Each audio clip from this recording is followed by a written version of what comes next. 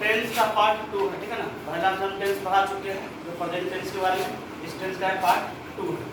तो क्या है पार्ट 2 में हम पढ़े किसके बारे में, पास्ट टेंस के बारे में। किसके बारे में, पास्ट टेंस के बारे में, ठीक है ना। क्या है कि यदि कोई कार्य बीता हुआ समय में हुआ हो, क्या है, यदि कोई कार्य बीता हुआ समय में हुआ हो उससे हम क्या कहते हैं, पास्ट टेंस कहते हैं, ठीक है ना।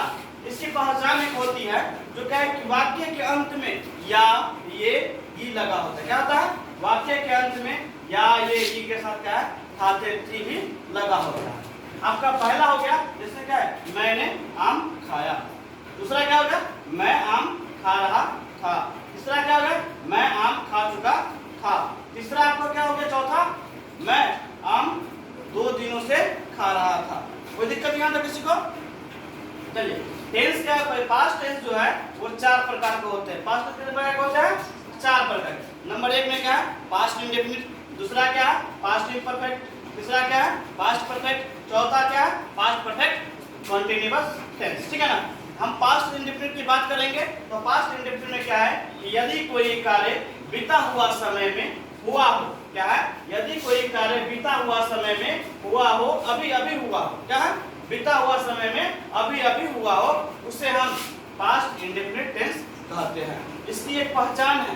पहचान क्या है कि पहचान क्रिया के अंत में, क्या है, पहचान क्रिया के अंत में या ये लगा होता है। क्या होता है, या ये लगा होता है। कोई दिक्कत नहीं आता किसी को।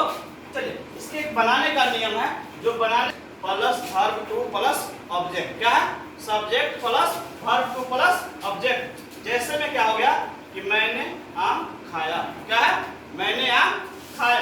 तो मैंने क्या है कि मैंने क्या है, सब्जेक्ट है, और आम क्या है, ऑब्जेक्ट है, और खाया क्या है, वर्ब है। तो हमारा रूल क्या कहता है, subject plus verb two plus object. तो सब्जेक्ट हमने क्या लिखा, आई। इसका वर्ब टू क्या होता है, खाना का क्या होता है, ईट। लेकिन इसका वर्ब टू क्या होता है, एट ए मैंगो। कोई दिक्कत नहीं आता।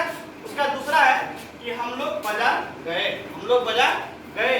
तो we want to market, we want to market. अब इसका क्या है कि हम अलग अलग वर्जन पढ़ेंगे। तो इसका नेगेटिव सेंटेंस में, नेगेटिव सेंटेंस क्या कहता है कि subject plus did not plus verb plus object. Subject plus did not plus verb plus object.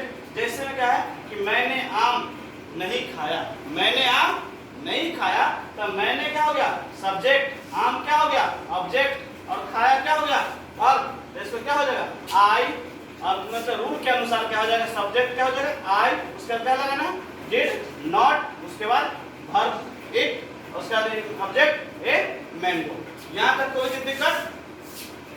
लेकिन आप इसमें आएंगे हम इंट्रोगेटिव सेंटेंस। इंट्रोगेटिव सेंटेंस का रूल क्या होता है कि did plus subject plus verb plus object. Did plus subject plus verb plus object. जैसे में हो गया, क्या मैंने आम खाया, क्या मैंने आम खाया।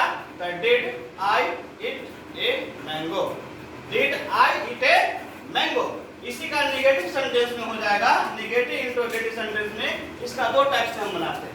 पहला टाइप क्या है कि did plus subject plus verb plus subject plus not plus verb plus object.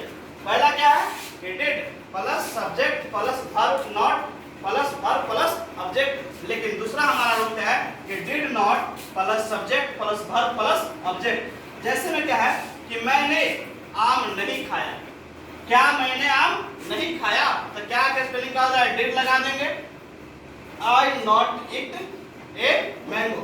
लेकिन इसी का दूसरा हम पैटर्न से बनाएंगे, तो did not it I it a mango, did not I it a mango, ठीक है ना। लेकिन ये हमारा क्या है, नेगेटिव सेंटेंस। लेकिन अफर्मेटिव सेंटेंस में जब हम आते हैं तो अफर्मेटिव सेंटेंस में क्या होता है कि क्या, क्यों, कब, व्हेन, मतलब कहाँ और कैसे।